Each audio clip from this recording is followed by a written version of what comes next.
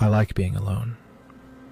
Not because I don't care, but because peace feels better than forced conversations.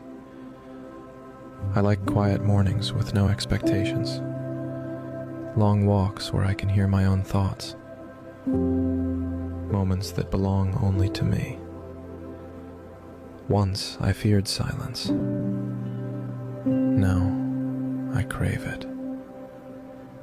Because when you stop needing others to fill the emptiness, you realize it was never emptiness at all.